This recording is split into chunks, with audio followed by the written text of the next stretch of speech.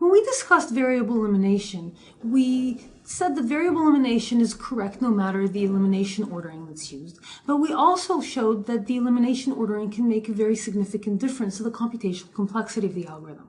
So that begs the question of how we find a good elimination ordering. Fortunately, the computational analysis based on graphs that we recently did gives us an intuition into how to find good elimination orderings, because it turns out that the notion of an induced graph and the way in which it indicates the complexity of variable elimination can allow us to construct good methods for finding elimination orderings with good computational properties. How good of an elimination ordering can we construct?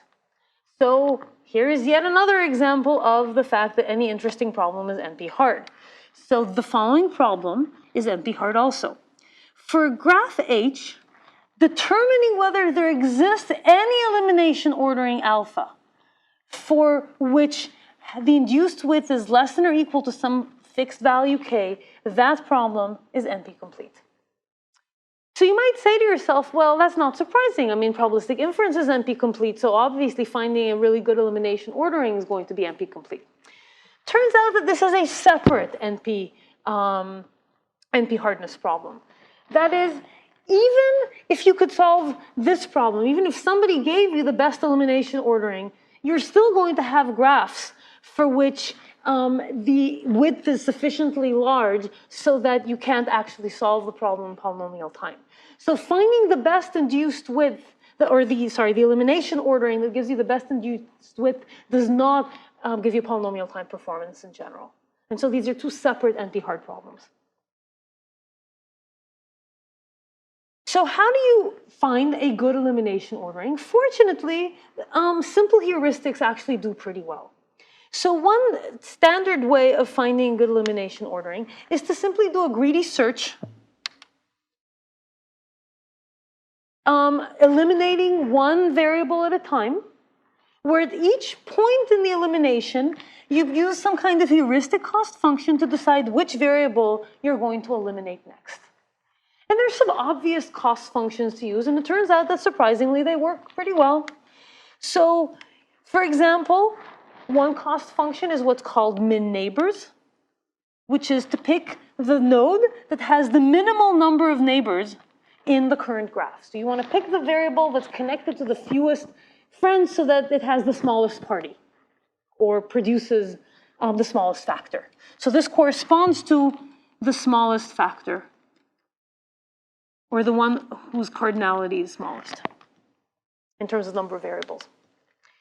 Min weight accounts for the fact that sometimes you have variables that have 100 values and others that have 2 values. And if you just count variables, you're going to ignore that distinction. So min weight computes the weight, or the total number of values in the factor formed. So min weight is a way of capturing the fact that if you have 2 variables, each of which has 100 values, you might prefer to nevertheless pick a factor that has 5 variables, each of which has only 2 values.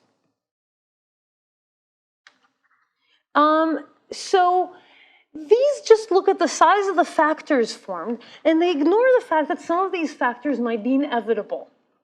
So a different strategy is to look at how much extra work is caused by the elimination ordering.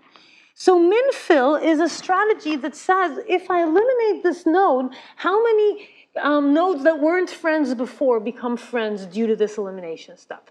So here, basically, I'm counting added complexity above and beyond the complexity that I would have had from the edges that I previously generated. And finally, again, you have a weighted version of the fill heuristic that takes into account not just the number of edges, but also how heavy they are. That is, how big are the, what's the domain size of the variables that they connect. And it turns out that min-fill, which is actually quite often used in practice, is a pretty good heuristic. Now, one important way of understanding the issues of finding elimination orderings is by looking at the following result. And the result tells us that the induced graph that is produced by variable elimination, regardless of the elimination ordering, is triangulated. Now, what does triangulated mean? Triangulated means that you cannot have a loop of size more than 3 that doesn't have a bridge, an edge that goes in one direction or another, so that there's a way of crossing across that loop without going all the way around. Let's convince ourselves that this is true. So here's a simple proof. So once again, consider a set of variables and assume by contradiction that there is a loop like this. So for example, assume that we have a loop of size greater than 3.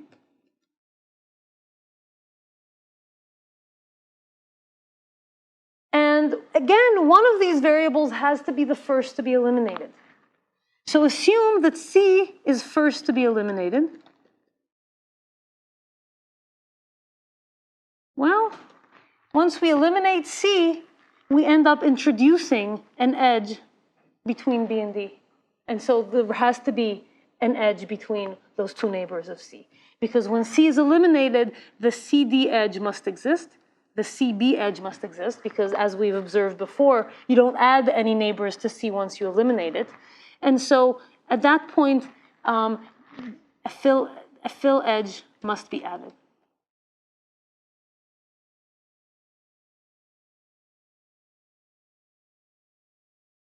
So it turns out that one way to find an elimination ordering, an alternative to the heuristic that I mentioned earlier, is to find a low-width triangulation of the original graph.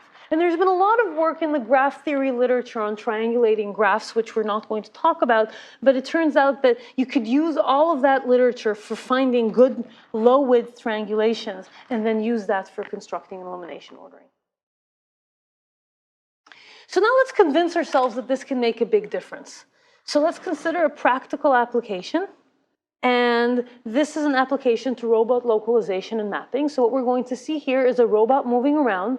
And at each point in time, it sees several landmarks. And it knows which landmarks it sees. It can recognize them. And what it senses at each point is some kind of approximate distance to the closest landmark. So let's write that down as a graphical model. The graphical model looks something like this. We have at each point in time a robot pose, which is the robot pose at time 0, 1, up to the end of the trajectory, t. And we have a set of landmarks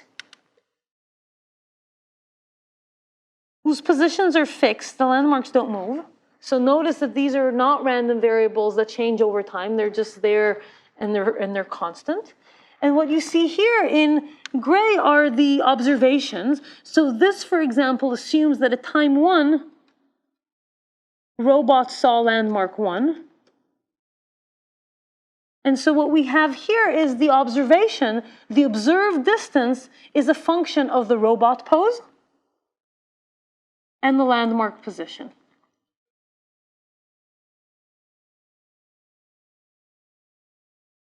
And here at time 2, we have that the robot saw landmark 2. So we have this dependency over here. And at time 3, the robot also saw landmark 2. So you have 2 observations for the same landmark. In here, I didn't draw the fact that you could actually see the same landmark. So you can see more than one landmark at a given point in time, but that also is easy to add in. Okay. So now, if we take the previous robot trajectory that we saw and we write down the Markov network that represents the factors, we see that we have these light blue little dots that represent the robot pose at every point in time. We see that we have these temporal persistence edges that represent the fact that the robot pose at time t is correlated with its position at time t plus 1. And we have these dark blue robot pose variables that, these dark blue landmark position variables, where we see that a landmark is connected to all of the positions at which it was visible by the robot. And this is an edge that's induced by the V structure that we have over here. So this is an edge that's induced by this V structure which we have because Z1's been observed. Okay? So does elimination ordering matter? Oh boy. This is what you get when you eliminate the robot poses first and then the landmark. And this, what you see here, is the induced graph. And you can see that you get this huge spaghetti where most of the landmarks are connected to all other landmarks. Okay, what about a different elimination ordering? This one's already better. This is what happens when you eliminate landmarks and then poses. And you see the induced graph that you get over poses. And you can see that it's still pretty densely connected, but it's not nearly as bad as the spaghetti that we had before. And finally, let's look at the result of min-fill elimination. So this is what you're seeing is the fill edges being constructed. And you can see that it's actually very sparse. Let's look at it again. Very few fill edges are actually added over the course of the trajectory. And so the elimination ordering makes a very big difference. In summary, we've seen that finding the optimal elimination ordering is an NP-hard problem, and that it is an NP-hardness that is different from the intrinsic difficulty of inference in graphical models. However, we've also shown that the graph-based view of variable elimination gives us a set of very simple and intuitive heuristics that allow us to construct good elimination orderings. And those work by looking at the induced graph as it's constructed in the course of variable elimination and trying to keep it small and sparse. These heuristics, although simple and certainly potentially not providing not good performance in the worst case, are often quite reasonable in practice and are very commonly used.